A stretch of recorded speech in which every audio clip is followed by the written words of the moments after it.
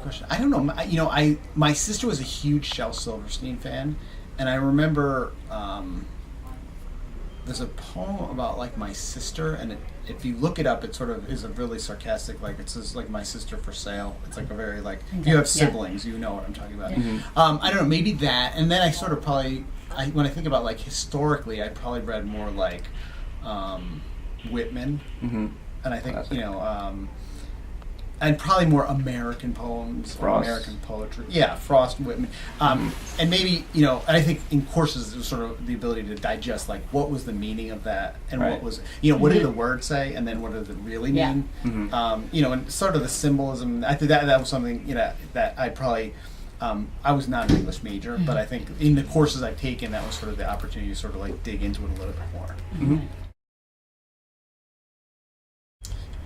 It's interesting. I think today there's a lot more. I mean, I think because we're so much more digital, there's more access in some way to, I would say, the arts broadly, poetry broadly. So, you see, I think of poetry and lyrics often like aligned. So you're like music, you think of like a great rapper or a great spoken word. So like one of my favorite poets is a spoken word poet that you guys probably know. She's a GW alum. And it's like when you hear it, it's different than when you read it. And I think we are much more. We're not just we're visual, but we're also like auditory. So like we're reading it, we're listening to it, we're watching it. That's exactly why we're doing the this reading thing. Right, and I sort of think about that in terms of like the dynamic nature of.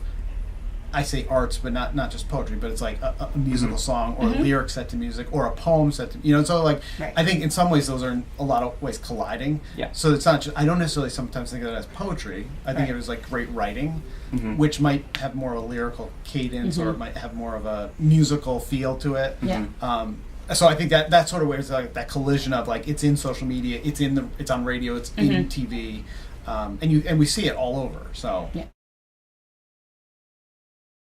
I don't know if I have a favorite song. I mean, I like a lot of instrumental stuff, so I like a lot of jazz. And I think part of it is like the beat and the tempo. I actually don't listen to I listen to probably more, you guys will laugh at this, like what I consider like classic rock, like, which would go back to, I don't know. It might even be Elton John, or it might be Steve Miller Band, or Crosby, Stills, and Nash, as opposed to Clearwater. Right, exactly. So I think of that as classic rock. I'm not into like hip hop or like more modern like techno. But I think I recognize a lot of songs, and actually in the classes that I teach. So for instance, like in human services, when there's an exercise I give, and I have people like do reflections on like the city or spirituality or what's another one, on activism.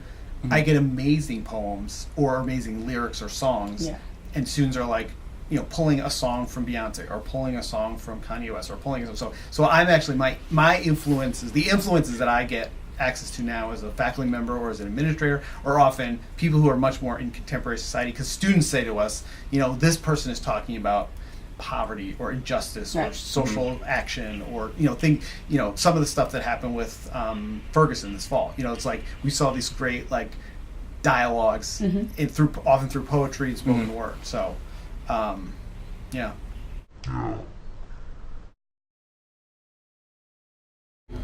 I mean, probably when I was a kid. I don't really write a lot of poetry. No, I haven't. Okay.